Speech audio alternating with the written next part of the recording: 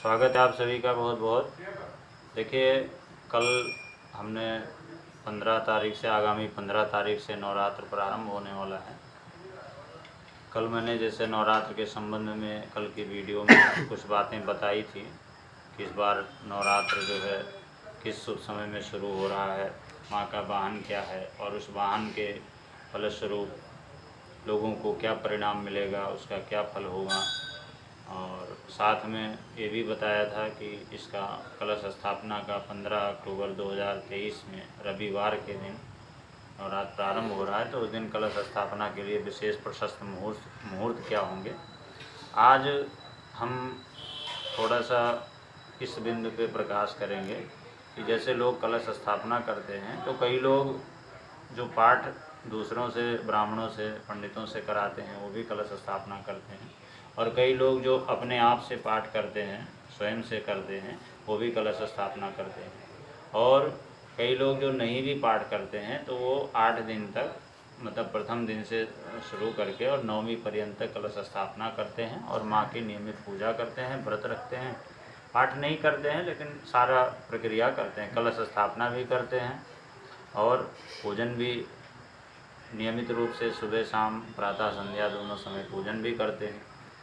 लेकिन कलश स्थापना किस तरह से करनी चाहिए, इस विषय को लेकर के थोड़ा सा हम उसके बारे में आपको बताएंगे कि कलश स्थापना के लिए सबसे पहले तो किसी धातु का, मतलब कलश हो या साधारण लोटा हो, मान लिया तांबे का, चांदी का, पीतल का, और अगर ये सब ना हो तो मिट्टी के बर्तन को प्राथमिकता देनी चाहिए, मिट्टी के कलश को प्राथमिकता देनी चाहिए। लेकिन जहाँ तक हो सके लोहे के, या स्टील भी लगभग लोहा ही माना जाता है, तो लोहे के उसमें रखने से बचना चाहिए। अगर ना संभव हो, तांबे का लोटा न मिल सके, कांसे का न मिल सके, पीतल का न मिल सके या चांदी का न मिल सके, किसी धातु का न मिल सके, तो उसके बाद में प्राथमिकता मिट्टी के पात्र को देना, मिट्टी के कलश में घट स्थापना करनी चाहिए। और घट स्थापना मतलब, घट का मतलब ही घड़े से होता है, घड़े को संस्कृत में घट कहा जाता है, तो उसके ऊपर घट स्थापना करें। सबसे पहले उसमें जल, घड़े में जल भरे, और जल भरने के बाद में उसमें जो जो चीज़ें डाली जाती हैं, जैसे सुपारी हो गया, द्रव्य हो गया, पंचरत्न हो गया, दुर्वा, कुशा, चंदन, अक्षत, ये सब चीज़ें यथासंभव जो भी उपलब्ध हों उनको डाल करके फिर उसके ऊपर एक पूर्ण पात्र रखें।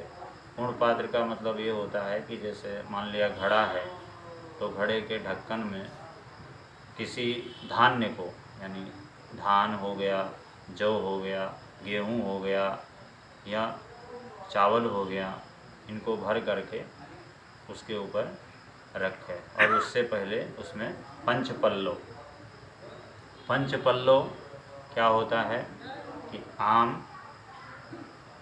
बट, पीपल, तिलखन और गूलर, ये 5 चीज़ें, 5 पेड़ों के, 5 वृक्षों के पत्तों को पंचपल्लो कहा गया।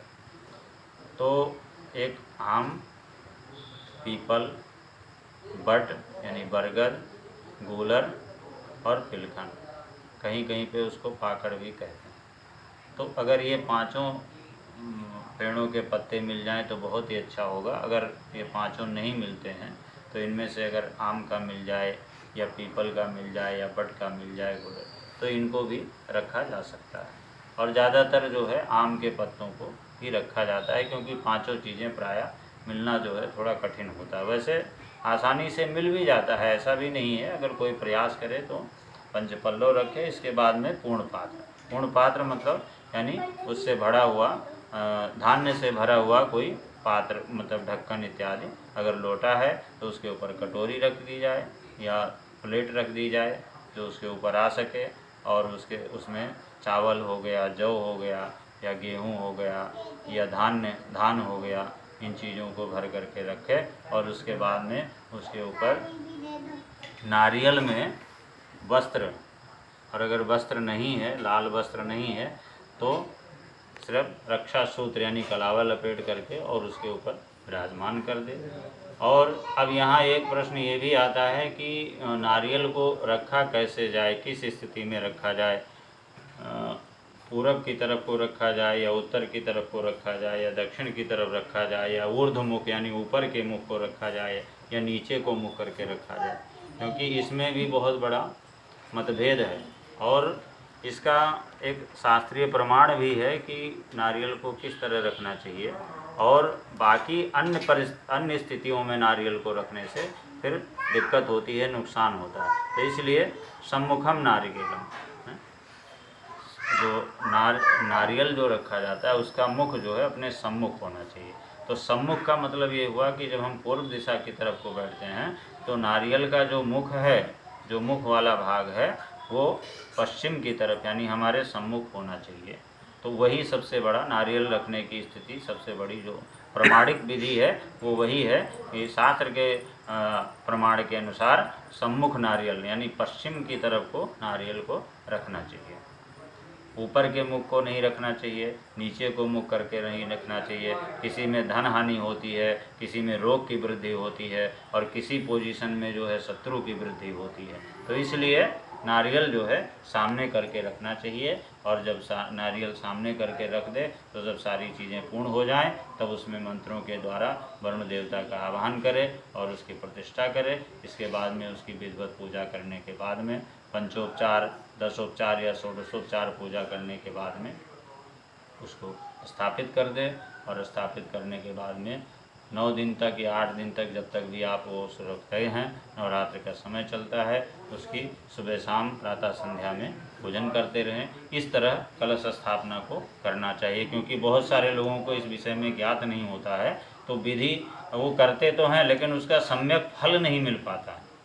और सम्यक फल इसलिए नहीं मिल पाता है क्योंकि बहुत सारे लोगों को विधि ज्ञात नहीं होती है, और जब वो पूछते भी हैं बताने वाले को तो कई लोग मतलब जानते भी हैं तो भी नहीं बताते हैं। लेकिन इस विधि से अगर करा जाए तो उसका पूर्ण फल मिलेगा। और इसके अलावा अगर इस बारे में अभी भी कोई किसी को कोई दिक्कत हो, कोई कन्फ्यूजन हो, कोई भ्रम हो, कोई संदेह हो कि हमें समझ में नहीं आया है, तो हम फ़ोन नंबर भी वीडियो के साथ देते हैं, वो संपर्क करके इस विषय में जानकारी ले लें, और पूर्ण रूपेण जो शास्त्रीय विधान है उस हिसाब से अगर कलश स्थापना करें तो सब उसका परिणाम जो है हमेशा सकारात्मक रहता है, और उसका सम्यक फल जो है आपको मिल जाता है। बहुत बहुत धन्यवाद।